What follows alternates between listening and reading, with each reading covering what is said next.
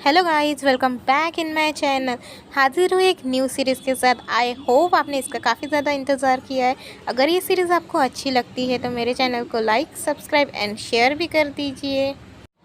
Guys, बातें तो बहुत हो चुकी है, तो एपिसोड को बिना देर करते हुए हम शुरू करते हैं। एपिसोड की शुरुआत में हमें एक कैरेज दिखाई जाती है जो कि एक खूबसूरत रास्ते से गुजर रही होती है। उसके अंदर हमारी फीमेल लीड बैठी हुई है जिसका नाम लोबेल है। I mean say that lobelia है। वो कैरेज में बैठकर बोल रही होती है कि मेरे पास सिर्फ मेरे लाइफ का एक ही साल बचा है।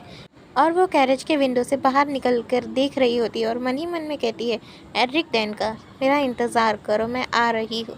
तभी वो कैरेज का मास्टर उसे बोलता है कि अंदर जाओ, ये काफ़ी ज़्यादा डेंजरस हो सकता है।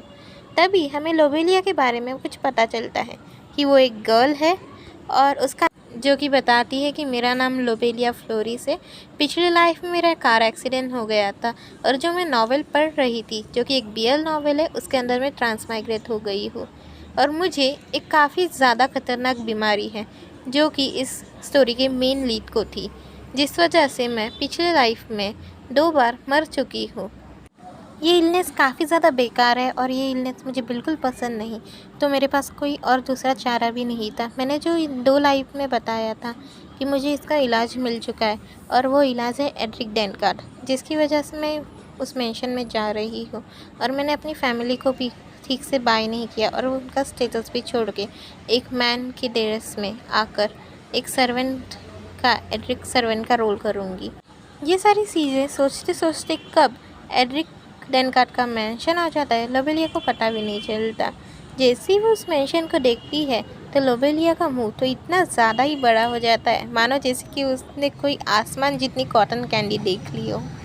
वो मन ही मन में सोचती है, इस डेनकार्ड फैमिली की पावर तो बिल्कुल एक रॉयल फैमिली जैसी ही है। और नेक्स्ट सीन में हमें दिखाया जाता है कि उसने चेंज कर लिए होते अपने क्लोथ्स और हेड ब्लटलर के साथ जा रही होती है। वो उसको अपना इंट्रोडक्शन देते हुए कहती है कि मेरा नाम लोबेलिया है और मैं एड्रिक डेनकार्ड को सर्व करने वाली हूँ। तभी हमें बटलर की कुछ बातें बताई जाती है। वो कहता है, क्या तुमने र्यूमर्स के बारे में सुना है जो कि यंग मास्टर के बारे में है? तब हमें लोबेलिया बताई जाती है कि यंग मास्टर काफ़ी ज़्यादा चिड़चिड़े है, सेंसिटिव है और भी कुछ। तब उसे ओरिजिनल स्टोरी के बारे में याद आता है जहाँ पर एड्रिक डेनकार्ड काफ़ी ज़्यादा सेंसिटिव होता है और वो आसानी से क्वीन आई मीन डचेस के बारे में आ जाता है। ये सारी चीज़ें वो पिछली लाइफ के नॉवल के बारे में सोच रही होती है। वो कहती है कि वो हमेशा बीमार रहता है और इलनेस की वजह से वो काफ़ी ज़्यादा सेंसिटिव और चिड़चिड़ा हो जाता है, जिसकी वजह से वो लोगों के इधर चीज़ें फेंकना शुरू कर देता है। तभी लोबेलिया को अपनी पिछली लाइफ की बातें याद आती है जहाँ पर वो कहती है कि मेरे साथ भी तो ऐसा ही हुआ था। इस इलनेस की वजह से मैं भी किसी के साथ बातें नहीं करना चाहती थी और सारी चीज़ें इधर इधर फेंक देती थी। ऐसा सोचते सोचते उस कमरे के बाहर आ जाते हैं जहाँ पर हमें अपना मेन कैरेक्टर दिखाया जाता है जो कि चीज़ें फेंकते हुए कहता है कि चले जाओ यहाँ से। और ये सारी चीज़ें देखकर लोबेलिया कहती है, एज एक्सेप्टेड, मुझे पता था कि ऐसा ही कुछ होने वाला है। ये सारी चीज़ें देखकर भी लोबेलिया को कोई फ़र्क नहीं पड़ता। उल्टा तो वो डेनकार्ड आई मीन एड्रिक को देखकर कहती है कि वाओ, ये काफ़ी ज़्यादा ब्यूटीफुल है, क्योंकि इसकी मम्मी और इसके फादर की वजह से इसको इसकी जो ग्रीन आइज़ और गोल्डन हेयर की वजह से काफ़ी ज़्यादा ब्यूटीफुल दिखता है। हॉनेस्टली बताओ तो ये काफ़ी ज़्यादा सेंसिटिव है। तभी लोबेलिया को एक काफ़ी ज़्यादा रिफ़्रेशमेंट और हीलिंग फ्रेश होती है जो कि हमें पिछली लाइफ के बारे में बताती है कि उसने एक वर्ल्ड टेम्पल पे देखा था कि उस पे लिखा था कि मेरी इलनेस को सिर्फ एक sole curse of a bread यही ठीक कर सकती है। तब उसको ये सारी चीज़ें नॉनसेंस लगी थी और उसने कहा था कि ये सारी चीज़ें नॉनसेंस है और ये कभी नहीं हो सकता। तभी वो अपने पास्ट लाइफ की बातें याद करने लगती है। ये सारी फीलनेस तो बिल्कुल एक परफ्यूम की ऐड जैसे लगती है। ये सारी चीज़ें वो सोच रही होती है। तभी वहाँ पर एड्रिक डेनकार्ड एक पिलो फेंक कर मारता है मगर लोबेलिया वहाँ से हट जाती है। तभी वो एक शीशी जो कि दवाई की होती है वो फेंक कर मारता है। तब लोबेलिया इससे काफ़ी ज़्यादा हैरान हो जाती है और कहती है, oh my God, thank God मैं बच गई। जैसे ही वो उस शीशी आई मीन दवाई का कलर देखती है तो वो काफ़ी ज़्यादा ही हैरान हो जाती है और सारी चीज़ें आजू बाजू में देखती है और देखती है कि सारी दवाइयों की कीमत तक किसी की कम से कम 3 लाख 50 लाख 5 करोड़ के आसपास होगी। ये सारी चीज़ हमारी लोबेलिया काफ़ी ज़्यादा हैरान हो जाती है। तभी एड्रिक फिर से एक सुशी फेंकने ही वाला होता है कि वो अपने नील्स पे आकर कहती है कि वेट, ये जो सुशी है इसकी जो प्राइस है वो तो मेरे 10 मेंशन के बराबर है। तभी एड्रिक कहता है आखिर तुम अचानक अपने नील्स पे कैसे आ गए। वो जैसे ही ये पूछता है और कहता है कि तुम यहाँ से चले जाओ वरना मैं ये तुम पे थ्रो कर दूँगा। तभी लोबेलिया भी अपने मन में कहती है कि हाँ कर दीजिए थ्रो, और मेरे मेरे फेस पे करना है तो मेरे फेस पे कर दीजिए या फिर मेरे माउथ पे फील कर दीजिए। ये सारी चीज़ें देखकर देन एड्रिक तो काफ़ी ज़्यादा हैरान हो जाता है और वो कहता है कि आखिर ये हो क्या रहा है। तभी लोबेलिया भी काफ़ी ज़्यादा ग्रीडीनेस और लालच भरी निगाहों से उस शीशी को देख रही होती है, मगर एड्रिक तो कहता है कि आखिर ये सब क्या है, और वो उस शीशी को वही दूसरी तरफ फेंक देता है, जिसकी वजह से लोबेलिया काफ़ी ज़्यादा हैरान हो जाती है और वो नीचे झुक कर ही चुपचाप, और वो एड्रिक के बातों पर ध्यान भी नहीं दे रही होती है। तभी एड्रिक कहता है क्या तुम मुझसे मजाक कर रहे हो और यहाँ से चले जाओ। ये सारी चीज़ें एड्रिक काफ़ी ज़्यादा गुस्से में बोल रहा होता है। तभी लोबेलिया कहती है क्या मैं बालकनी के दरवाजे से जा सकती हूँ। तभी फिर से एड्रिक चिल्लाते हुए कहता है गेट आउट, मतलब चले जाओ यहाँ से। हमें नेक्स्ट दिन का सीन दिखाया जाता है जहाँ पर लोबेलिया अपने रास्ते से गुजर रही होती है और पीछे में कुछ इमेज बातें कर रही होती है। तभी लोबेलिया को कोई आवाज़ देता है जो कि रीम होता है और इसका रियल नेम क्रिम्सम है, जो कि एड्रिक का सर्वेंट है। वो उसे समझा रहा होता है कि तुम्हें यंग मास्टर के साथ काफ़ी अच्छे से बर्ताव करना चाहिए और थोड़ा दूर रहना चाहिए, क्योंकि वो हमेशा ही चीज़ें फेंकते रहते हैं और किसी को भी गेट आउट कर सकते हैं। और वो वैसे भी नॉर्मली काफ़ी ज़्यादा ही शांत रहते हैं, मगर वो काफ़ी ज़्यादा ही गुस्से में है हमेशा ही। ये सारी चीज़ें वो हमारी लोबेलिया को बता रहा होता है। तभी लोबेलिया कहती है कि जो मुझे रीम ने बताया था ये तो उसका बिल्कुल अपोजिट है, मगर मैं जानती हूँ कि मुझे उनके साथ कैसे बर्ताव करना है, और वैसे भी मैं ये सारी चीज़ें पिछली लाइफ में झेल चुकी हूँ। इस इलनेस की वजह से मुझे हमेशा ही ऐसा होना पड़ता है। ये सारी चीज़ें सुनकर रीम कहता है कि क्या तुम्हें डर नहीं लगता। तब लोबेलिया कहती है कि मैं अपने पूरे दिलो जान से यंग मास्टर को सर्व करूँगी, जिसकी वजह से वो कभी ना कभी मुझे अपना ही लेंगे। सीन चेंज होता है और हमें एड्रिक का रूम दिखाया जाता है जहाँ पर वो सो रहा होता है और मेड उसे जगा रही होती है, तो वो मेड से भी नहीं होता है। तभी लोबेलिया पीछे में कुछ सोच रही होती है। वो सोचती है कि मुझे इस मिशन से किक आउट तो बिल्कुल नहीं होना है, तो मुझे एड्रिक का दिल जीतने में और उसका ट्रस्ट जीतने में थोड़ी बहुत मुश्किल आ सकती है, मगर मुझे लिटिल कंजर्वेशन से शुरू करना चाहिए। तभी वो एड्रिक के रूम के पास से डेथ बेड के पास जाती है और उसे कहती है कि सर यंग मास्टर, बाहर काफ़ी ज़्यादा बारिश हो रही है, तो क्या मैं खिड़की खोल दूँ। तभी एड्रिक कहता है नहीं, तुम्हें खोलने की कोई ज़रूरत नहीं है, मगर लोबेलिया तो उसकी बातों को इग्नोर करती जा रही होती है, जिसकी वजह से वो एड्रिक को भी काफ़ी ज़्यादा गुस्सा आ जाता है और वो कहता है कि क्या तुम्हें मुझे इग्नोर करना है, तो तुम यहाँ से चले क्यों नहीं जाते। तभी लोबेलिया झुकते हुए उनको सॉरी कहती है कि मैंने आपकी बात नहीं मानी क्योंकि आप उठ नहीं रहे थे और मेरे पास कोई चारा भी नहीं था कि मैं आपको ऐसे उठा पाऊँ। तभी वो कहता है कि ठीक है, मैं तुम्हें माफ़ करता हूँ और अभी मुझे जाने दो। तभी लोबेलिया काफ़ी खुशी से और काफ़ी बड़ी सी स्माइल करते हुए कहती है कि यंग मास्टर, मेरा नाम लोबेलिया है और मैं आपको मेरी पूरी डिग्निटी देता हूँ और मैं आपको सर्व करूँगा। ये सारी चीज़ें वो कह ही रहा होता है। तभी वहाँ पर एक मेड आती है और कहती है कि सर अभी ब्रेकफास्ट का टाइम हो चुका है। जब लोबेलिया देखती है कि इतना प्यारा ब्रेकफास्ट आया है वो मुंह खोल लेती है, मगर एड्रिक कहता है कि मुझे भूख नहीं है और मुझे इसकी ज़रूरत भी नहीं है, इन सारी चीज़ों को यहाँ से ले जाओ। सर्वेंट कहते ही रहते हैं कि सर आपको ब्रेकफास्ट एक्सेप्ट नहीं करना चाहिए, जिसकी वजह से आप काफ़ी ज़्यादा बीमार भी कर सकते हो। तभी लोबेलिया फिर से एड्रिक के पेट के पास जाकर कहती है यंग मास्टर, मेरे पास एक सोल्यूशन है जिसकी वजह से आप खाना ज़रूर खाएंगे। तब वो पूछता है कि क्या तुम्हें पता भी है कि डचेस मेरे खाने में पॉइजन धीरे धीरे मिलाती जा रही है। ये सारी चीज़ें सुनकर चारों तरफ साइलेंस फैल जाता है और वो मन ही मन में लोग सोचने लगते हैं आखिर ये मेंशन में ये सारी चीज़ें क्यों बोल रहा होता है।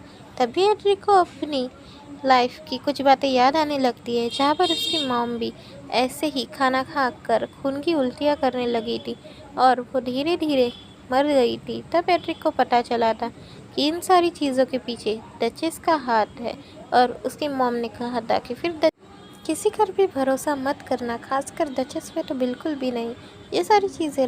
ये सारे लास्ट वर्ड थे जो कि एड्रिक के मॉम ने एड्रिक को जाते वक्त कहे थे। तभी एड्रिक इन सारी मेमोरी से बाहर आता है और देखता है कि लोबेलिया उन सारे खाने को धीरे धीरे खा रही है और कह रही है, मैं आपका पॉइजन टेस्टर बनूंगा, और वो भका भक खाने लगती है। ये सारी चीज़ें देखकर एड्रिक भी काफ़ी ज़्यादा हैरान हो जाता है और लोबेलिया कहती है, यंग मास्टर, अब तो आप सेटिस्फाइड है ना, और अब तो आप खाएंगे ना। तब एड्रिक इन सारी चीज़ को देखकर कहता है कि क्या तुम मुझे उसी स्पून से खिलाओगे, और वैसे भी मैं तुम्हारे फेस के सामने बिल्कुल नहीं खाऊंगा। तभी लोबेलिया एक चम्मच लेती है और एड्रिक के मुंह में डाल देती है और कहती है, क्या ये डिलीशियस है। तब एड्रिक भी कहता है ये सारी चीज़ें देखकर वो लोबेलिया वहाँ से चली जाती है और एड्रिक भी वो खाना फिनिश करने लगता है। जाते हुए लोबेलिया एक प्यारी सी स्माइल करते हुए कहती है, ये आप अपना खाना फिनिश कर लीजिएगा यंग मास्टर। अगले सीन में हमें एड्रिक को रोते हुए दिखाया जाता है और उसके हाथ में उसकी मॉम, जो कि लास्ट टाइम एड्रिक को कह रही होती है कि अपना ध्यान रखना मेरे बेटे। ये सारा एड्रिक का एक सपना होता है जो कि काफ़ी ज़्यादा फ्रस्ट्रेटेड होकर वो देख रहा होता है। तभी उसे लोबेलिया की आवाज़ सुनाई देती है। वो पूछती है, क्या आपको कुछ पानी चाहिए यंग मास्टर, और वो उसे पानी पिला देती है। तब एड्रिक अपने मन ही में सोचता है कि सारी सर्वेंट की तो छुट्टी हो चुकी है और वो सारे ही अपने काम पे निकल गए हैं, आखिर तुम यहाँ पे क्या कर रहे हो, और वैसे तुम्हारा नाम लोबेल था ना। तब ये सारी चीज़ें लोबेलिया को बोल रहा होता है। तभी लोबेलिया कहती है कि मैं सिर्फ आपको सर्व करना चाहता था, इस वजह से मैं यहाँ पर आया, अगर आपको कुछ चीज़ की ज़रूरत होगी तो मुझे बता देना। और वो वहाँ से चला जाता है, मगर दरवाजे से नहीं, बालकनी के पर्दे के पीछे खड़े रहकर वो चुपचाप सो रहा होता है। ये सारी चीज़ें देखकर एड्रिक भी काफ़ी ज़्यादा हैरान हो जाता है और लोबेलिया भी चुपचाप उस पर्दे के पीछे चला जाता है। एड्रिक को समझ में नहीं आता कि आखिर ये क्या हुआ, और वो अपने कर्टन बंद कर देता है। हमारा सीन चेंज होता है और हमें डचेस की सीन दिखाई जाती है, जहाँ पर वो किसी से पूछ रही होती है, क्या सब कुछ ठीक है, और ये सारी चीज़ें वो बटलर से पूछ रही होती है, क्या एड्रिक सब कुछ ठीक कर रहा है, क्या वो खाना खाता है। ये सारी चीज़ें वो बटलर से इन्फॉर्मेशन निकालने की कोशिश कर रही होती है, क्या उसका कोई करीबी दोस्त है या फिर वो किसी से क्लोज है। तभी बटलर कुछ सोचते हुए मन ही मन में सोचता है कि जो यंग लेडी है वो काफ़ी ज़्यादा ही सेंट जैसी है, जो कि एड्रिक को लाई थी, और उन्हें पता था कि ये एक इल्लीगल सन है जो कि उसके हस्बैंड और किसी और औरत का है, फिर भी उसने अपनाया। ये सारी चीज़ें वो सोच रहा होता है। तभी वो बोलता है कि हाँ, एक लड़का है जो कि यंग मास्टर के काफ़ी करीब है और वो अभी न्यू ज्वाइन हुआ है, जो कि यंग मास्टर को सर्व करना चाहता था, और उसने मुझे काफ़ी कुछ बोला भी था कि मैं जो पोशन है उन्हें चेंज कर दूं और उनके बदले कोई हीलिंग पोशन ले आऊँ, जिसकी वजह से यंग मास्टर की हेल्थ काफ़ी ज़्यादा इम्प्रूव हो सकती है। मैंने ये ट्राई किया और मुझे वो पोशन काफ़ी ज़्यादा रेयरली मगर जल्दी मिल गया, और वो पोशन काफ़ी अच्छे से मेडिसिन की तरह काम करता है। ये जानकर डचेस काफ़ी ज़्यादा ही खुश होती है और कहती है कि अगर वो लड़का इतना अच्छा काम कर रहा है तो उस लड़के को प्रमोशन जल्दी से बढ़ा दो। और हमें डचेस एक प्यारी सी स्माइल करते हुए उसे बाय करते हुए दिखाई जाती है, मगर जैसे ही बटलर चला जाता है तो डचेस की जो प्यारी सी स्माइल थी वो एक अजीब सी मुस्कुराहट में बदल जाती है, जहाँ पर वो सोचने लगती है कुछ। सीन चेंज होता है और हमें कैफेटेरिया का सीन दिखाया जाता है, जहाँ पर सारे सर्वेंट एक दूसरे के साथ बातें करते हुए खाना खा रहे होते हैं और कह रहे होते हैं कि डचेस काफ़ी ज़्यादा अच्छी है, और ये भी कह रहे होते हैं कि यंग मास्टर एक विच का लड़का है जिसमें विच ब्लड है। तभी लोबेलिया कहती है ये सारी चीज़ें तो बिल्कुल उस नॉवेल के अकॉर्डिंग जा रही है जो मैंने पढ़ी थी और लास्ट लाइफ में मेरी ही थी। तभी वो बोलती है विच, हाँ, यंग मास्टर कोई विच के लड़के नहीं, वो तो बिल्कुल एक एंजल जैसे दिखते हैं जो कि काफ़ी ज़्यादा ही ब्यूटीफुल है। तभी उसके मुंह से हैंडसम निकल जाता है। तभी वहाँ पर रेम आकर कहता है कि हैंडसम, आखिर तुम किसे हैंडसम कह रही हो। तब लोबेलिया कहती है अब मैं इसको क्या बताऊँ, मेरे मुँह से तो गलती से वो हैंडसम वर्ड निकल गया। तभी लोबेलिया कहती है कि क्या तुम्हें नहीं लगता कि यंग मास्टर काफ़ी ज़्यादा हैंडसम है। तभी रीम भी उसे समझाते हुए कहता है कि र्यूमर के मुताबिक वो काफ़ी ज़्यादा ही बुरे इंसान है, और वैसे भी तुम्हें इस जजमेंट को हैंडसम होने की वजह से किसी को जज नहीं करना चाहिए। तब वो कहती है क्या तुम सेंटा क्लॉज और फेरी टेल पे बिलीव करते हो। मैं तो नहीं करती ये सारी र्यूमर्स है। तभी पीछे में एक बटलर आकर कहता है कि नहीं, यंग मास्टर के बारे में जो भी र्यूमर्स है वो नेसेसरी नहीं है।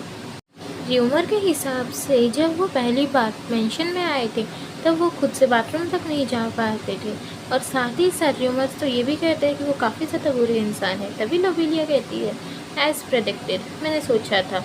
वो ये बिल्कुल उसी नॉवेल के पार्ट जैसा था, मगर कुछ इसमें से कुछ रॉन्ग थी मगर कुछ राइट भी थी। बात हाफ ट्रू है सिर्फ। वैसे भी एड्रिक डेनकर कोई विच का नहीं, एक एंजल का बेटा है जो जिसकी मॉम एक एंजल थी, साथ ही साथ वो एक एल्फ भी थी जिनके पास नेचर की पावर थी। तभी लोबेलिया के मन में एक प्यारी सी इमेज आती है जिसमें एड्रिक और उसकी मॉम एक दूसरे को गले लगाते हुए दिखाए जाते हैं। ये काफ़ी ज़्यादा प्यारी फ़ोटो होती है। इस प्यारी सी फोटो के साथ हमारा एपिसोड ख़त्म होता है। Thank you for watching guys.